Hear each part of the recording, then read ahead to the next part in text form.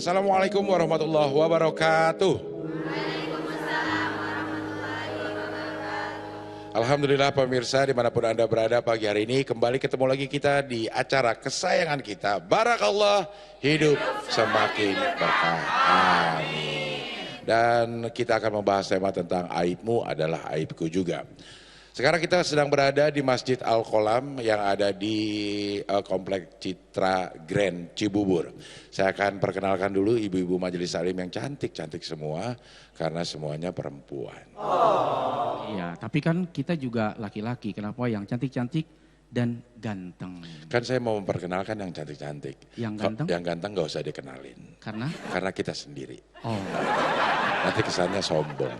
Tidak, kan udah yang ngomong. Memuji. Oh ya sabar ya, nanti saya perkenalkan yang ganteng. Saya perkenalkan yang cantik dulu. Ada dari Majelis Taklim Konita Citra Grand.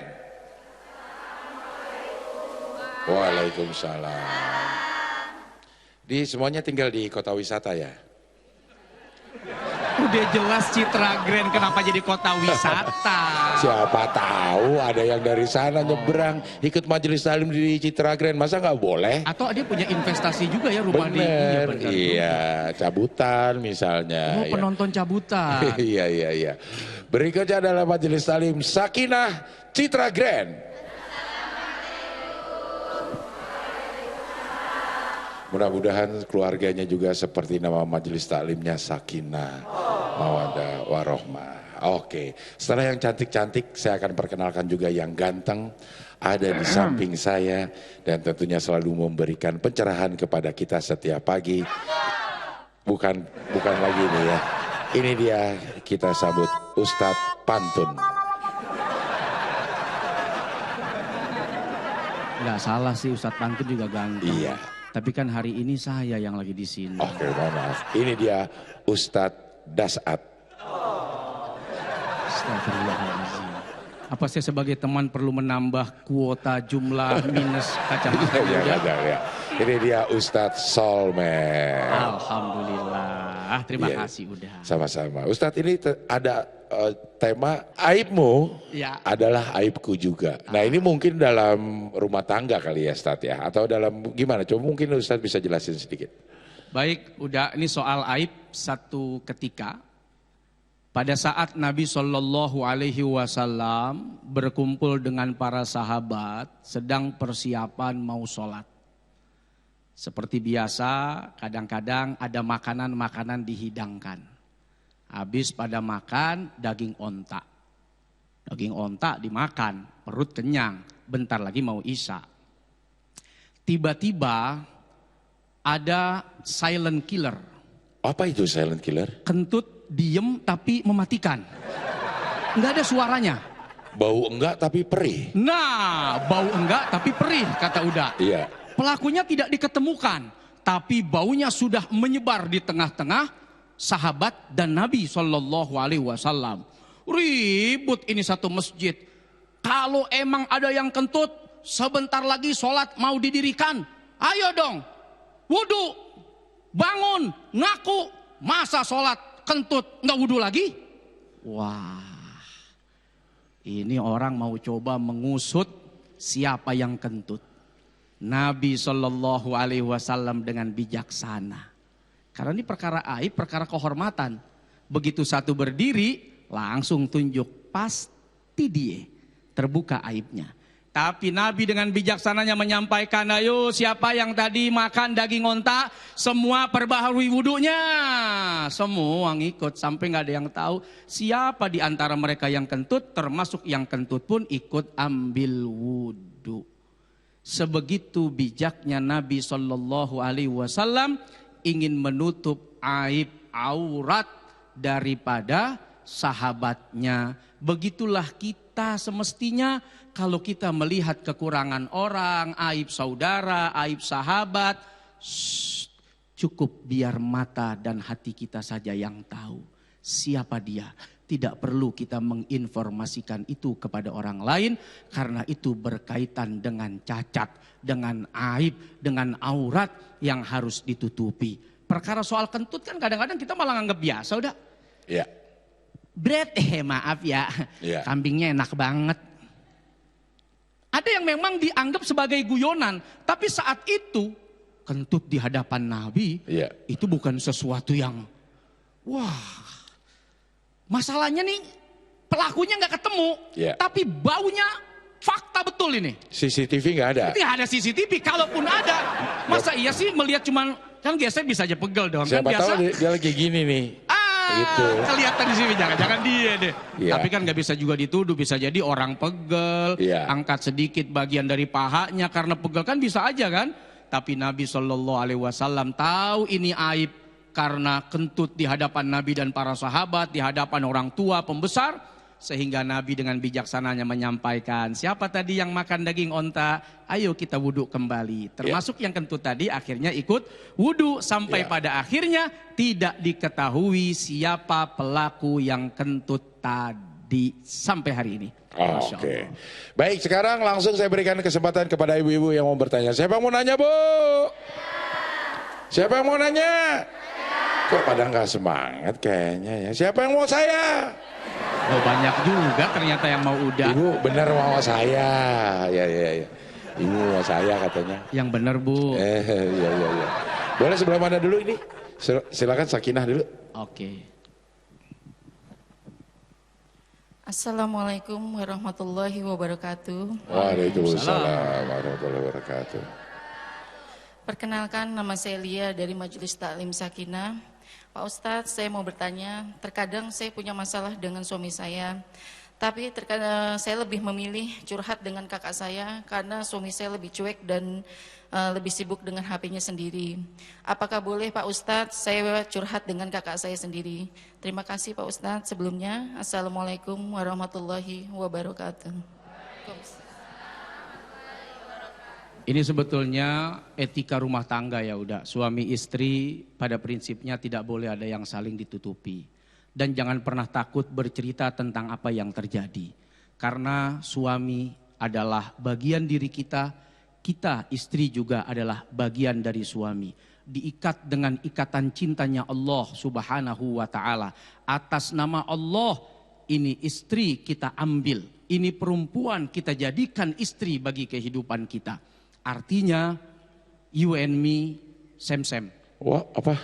Same. Sam-sam You and me sama-sama. same. Iya. Oh, sama-sama. Kamu dan aku ini sama-sama Oke, gitu loh. you and me Nggak perlu same-same. takut, Oke. nggak perlu khawatir. Mau cerita saja tentang apapun. Bahkan pertanyaan yang paling sensitif, kecurigaan yang mungkin selama ini terdengar, ceritakan.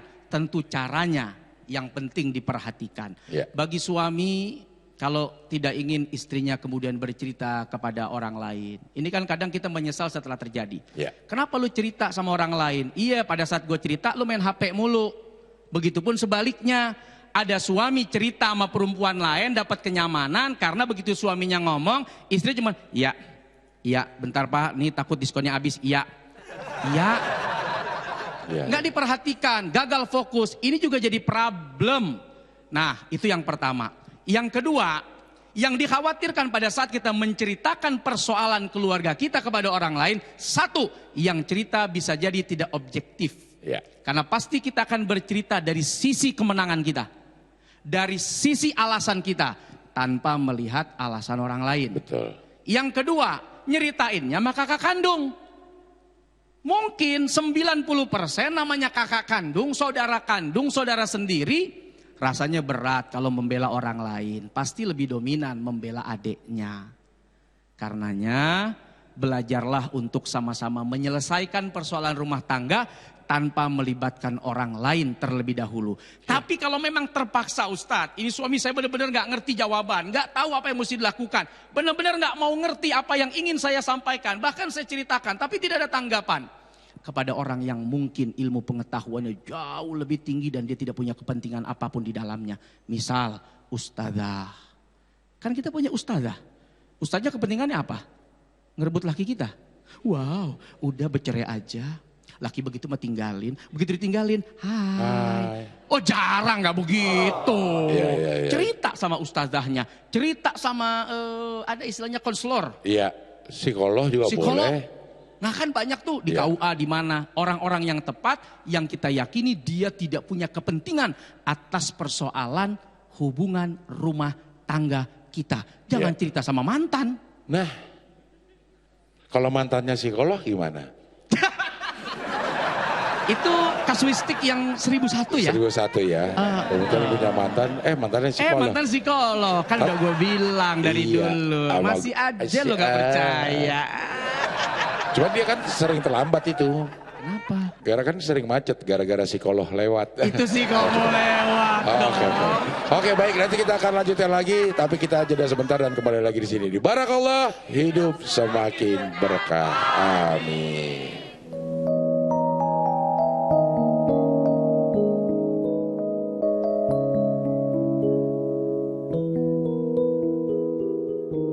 Pemirsa, kita lanjutkan lagi. Barakallah, hidup semakin berkah. Amin. Masih membahas tema tentang aibmu adalah aibku juga. Kita masih ada di Masjid Al-Qolam dan itu adanya di Citra Grand Cibubur. Iya, masih ada Majelis Talim Sakinah dan Majelis Talim Konita. Konita. Oh, Konita. Oke, baik. Sekarang langsung saya berikan kesempatan lagi. Siapa lagi yang mau nanya, Bu? Boleh dari Konita. Assalamualaikum warahmatullahi wabarakatuh. Waalaikumsalam warahmatullahi wabarakatuh. Perkenalkan, saya Fitri dari MT Konita. Izin bertanya Ustadz. Silakan Bu Fitri. Saya punya teman. Kalau ketemu beliau, dia suka menceritakan urusan ranjangnya Ustadz. Oke. Sebenarnya sih saya nggak mau dengar apa ceritanya itu. Nah, untuk menghadapi hal seperti ini, apakah saya harus menasihatinya atau saya harus menjauhinya Ustadz? Iya. Demikian Ustadz, terima kasih. Assalamualaikum warahmatullahi wabarakatuh. Terima kasih Bu Fitri. Ya, Allah tuh sudah menyampaikan ini soal aib dalam rumah tangga.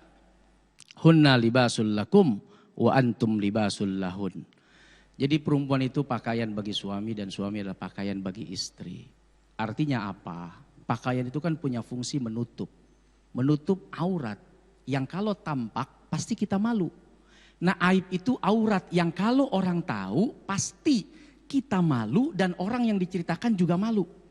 Maka kalau kita mau cerita soal rumah tangga yang bagus-bagus aja sama suami sama orang lain tentang suami kita. Suami saya orang soleh, suami saya orang Mahmud. baik. Sudah Mahmud Munawir lagi. Soulmate lagi belahan jiwa. Iya, gitu betul, ya. Iya. Jadi curhatnya yang bagus-bagus saja. Dalam rangka apa? Menghindari fitnah. Kalau sampai nanti kita ceritakan, apalagi urusan ranjang. Wow, laki saya loyo. Laki saya lemes. Laki saya tidak bergairah. Tahu-tahu yang dengar cerita ternyata kesemsem. Pasti udah gak nafsu lagi dia sama dia. Pasti udah gak bergairah lagi nih karena udah tua. Asik, siapa tahu sama gue bergairah. Bahaya dong. Kita nyeritain aib, kita gak pernah tahu jangan-jangan jadi senjata makan tuan. Jadi senjata yang bisa menghancurkan kita. Karena tidak semua orang itu siap menolong kekurangan orang lain. Justru kadang menunggu kekurangannya apa, jadi celah pintu masuk. Semangat banget kalau ngomongin ranjang ya. Makanya yang diomongin yang bagus-bagus. Iya. Bagaimana suamimu? Alhamdulillah saya bahagia, saya senang, saya puas. Saya gembira, suami saya hebat, suami saya kuat. Siapa dulu dong suami saya? Tapi kan masalah gak selesai. Akhirnya membohongi diri sendiri. Soal itu kan bisa bicara kepada suaminya. Papa kenapa loyo? Minum kopi nih gitu ya. Ada kopinya, nih ada obatnya. Iya. Yuk kita ke dokter. Nggak perlu orang lain tahu. Orang lain taunya kita senang-senang saja. Makanya pengkhianatan besar kata Nabi Shallallahu Alaihi Wasallam adalah pengkhianatan atas amanah. Pasangan suami istri yang dia suami melakukan hubungan intim kepada istri dan istri melakukan hubungan intim kepada suaminya, lalu dia ceritakan rahasia ranjangnya kepada orang lain. Artinya rahasia ranjang biasanya orang menceritakan rahasia itu pasti yang jelek-jelek. Iya. Jarang menceritakan yang enak-enak. Kalau emang misalnya suami istri ini memang kebetulan jual beli ranjang gitu. Oh. Jadi ceritanya tentang Dulu waktu belum pakai ranjang ini suami gue loyo loh. Tapi begitu pakai ranjang ini suami gue jadi bergairah. Bahkan lompatnya lebih tinggi. Iya, Itu karena bukan ada karena suami pernya. lo, pernya yang lebih bagus.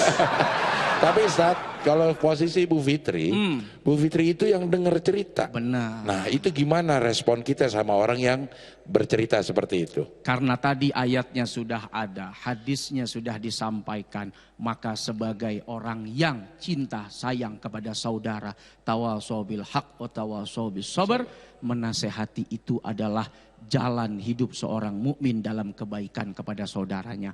Udah, cerita yang gak bagus-bagus mending lu selesaiin. Kalau lu sekedar bertanya, ibu misal mau nanya nih soal aib, tapi jangan sebut suami. Gue punya temen, dia punya istri loh, istrinya tuh kayaknya sedih mulu deh kalau sama suaminya, karena suaminya tuh Lo kali. gitu ya. Apaan sih? Ya enggak lah, kalau laki gue mah kuat kali. Orang Suami laki gue lo mah cerita hebat. sama gue. Ini beneran loh, temen gue loh, temen sekolah gue. Iya, Gak iya. disebut namanya siapa, gak disebut identitasnya. Walaupun yang sedang diceritakan adalah suaminya. Iya, Mungkin dengan memberikan inisial. Karena setiap orang itu pada prinsipnya di mata hukum adalah Tidak bersalah. Sampai apa istilahnya? terbukti praduga tak bersalah. praduga tak bersalah. Iya, Begitu. Oke, baik, siapa lagi yang mau nanya Bu? Tadi dari Konita udah, sekarang balik lagi ke Sakinah. Bismillahirrahmanirrahim. Assalamualaikum warahmatullahi wabarakatuh. Waalaikumsalam warahmatullahi wabarakatuh. Perkenalkan, nama saya Karlina dari Majelis Talim Sakinah. Afwan Ustadz, saya izin bertanya, sebagai seorang wanita, kalau kita memiliki masalah dan kita itu tidak punya tempat untuk berkeluh kesah, akhirnya kita itu nulis permasalahan kita lewat status sosial media, dan setelah kita nulis timbul perasaan sedikit lega karena unek-unek kita itu udah keluar. Nah, yang seperti itu bagaimana Ustaz? Apakah diperbolehkan? Syukron atas jawabannya. Assalamualaikum warahmatullahi wabarakatuh. Waalaikumsalam.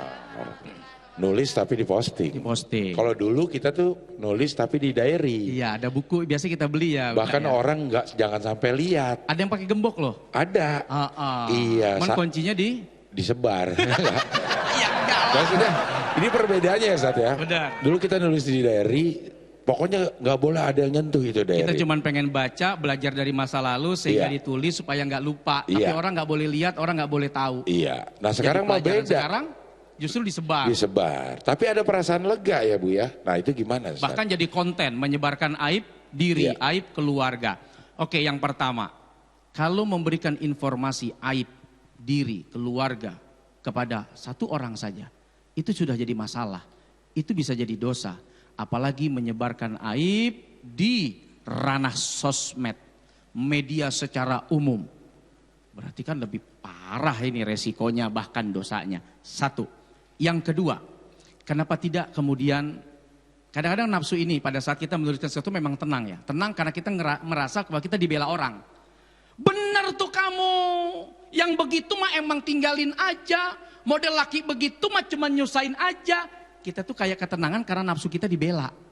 Nafsu kita tuh didukung oleh orang lain. Bukan ketenangan hakiki dalam menyelesaikan persoalan. Apa kemudian setelah bercerai, atas karena komentar orang itu bisa bikin bahagia? Belum tentu, yang ada malah nyesel. Ternyata tidak sesuai dari apa yang orang komen. Tidak sesuai dari apa yang orang justifikasi terhadap pasangan kita. Kita ngerasa senang karena kita ngerasa cerita kita dibela. Ada yang di pihak kita. Cerita kita ada di orang-orang berada di pihak cerita kita. Iya. Nah, jadi jangan sampai senang itu karena menuruti hawa nafsu. Belum tentu sesuai dengan fakta yang terjadi. Tidak ada kebahagiaan. Senang belum tentu bahagia. Iya. Oke, yang keberapa tuh? Yang kedua. Yang kedua apa ketiga? Ya, ketiga dong Oke, sekarang. yang ketiga. Yang keempat apa? Yang ketiga. Yang ketiga. Ah, Kalaulah kita tidak punya tempat sebagai manusia iya. bersandar, kan ada Allah Subhanahu wa taala. Iya. Kalau tidak ada bahu, tempat bersandar, ada sujud, tempat kita mengadu, Ada sejadah tempat kita yang terhampar. bersujud. Terus kalau udah sujud kan ngadu. Iya. Ya gue mau ringkesin aja sampai di akhir. Iya. Nah, ada Allah, ya Rob, berikanlah hidayah pada suamiku. berikanlah petunjuk pada diriku, lembutkan dia, lembutkan aku. Jangan egois lu kalau doa. Ya Allah, lembutkan dia, berikan cinta padanya. Terus lu gimana? Akhirnya suaminya lembut, kitanya yang sombong. Suaminya yang gak ada egois, kitanya yang malah jadi belagu. Maka doa tuh harus imbang. Ya Rabb, lembutkan hatinya. Bisa jadi kita yang keras, lembutkan pula hatiku. Ya Allah, tanamkan cinta di hatinya, tambahkan pula cintaku padanya. Ya Allah, jadikan dia suami yang setia dan jadikan aku istri yang menemaninya sampai ajal menjemput. Jangan suami setia, terus lu? Doa aku mau enaknya sendiri. Doa itu kan mesti simbiosis, mutualisme. Ada sinergi di sana. Wow, sinergi. Suami istri harus bersinergi. Nah dengan itu kemudian Allah titipkan yang tadi ditakutkan, disedihkan, dikhawatirkan. Sehingga tanpa curhat kepada medsos, tanpa cerita kepada orang lain, tiba-tiba suami datang, adek, abang menyesal karena telah berkata tidak pantas pada adek. Iya abang. Ya, mau nyolek. Kan abang. Iya, jelek-jelek abang. Abang. Abang tuh nggak salah. Adek tahu kenapa abang ngomong keras, ngomong kasar? Karena adek mancing emosi abang. Adek yang salah bang, adek yang salah. Karena udah doa, hatinya dilembutkan oleh Allah Subhanahu Wa Taala. Oke, begitu ya Ibu. Ya. Ngerti kan apa yang adek sampaikan ya? Abang dong. Oke, terima kasih ibu-ibu yang sudah hadir di sini. Mudah-mudahan nanti pulang semua selamat sampai rumah masing-masing. Dan mudah-mudahan apa yang kita bicarakan itu bisa menjadi manfaat buat kita. Ustadz juga terima kasih untuk pencerahannya pagi hari ini. Buat Anda pemirsa yang ingin bertanya atau curhat tentang masalah apapun, silakan kirim pertanyaan Anda di kolom komentar Instagram kami, Barakallah SCTV_. Dan untuk pendaftaran jamaah silakan DM Instagram kami dengan format nama majelis taklim dan 2 nomor telepon yang bisa dihubungi. Insya Allah besok kita ketemu lagi, tentunya tetap di Barakallah, hidup semakin berkah. Amin. Wassalamualaikum warahmatullahi wabarakatuh.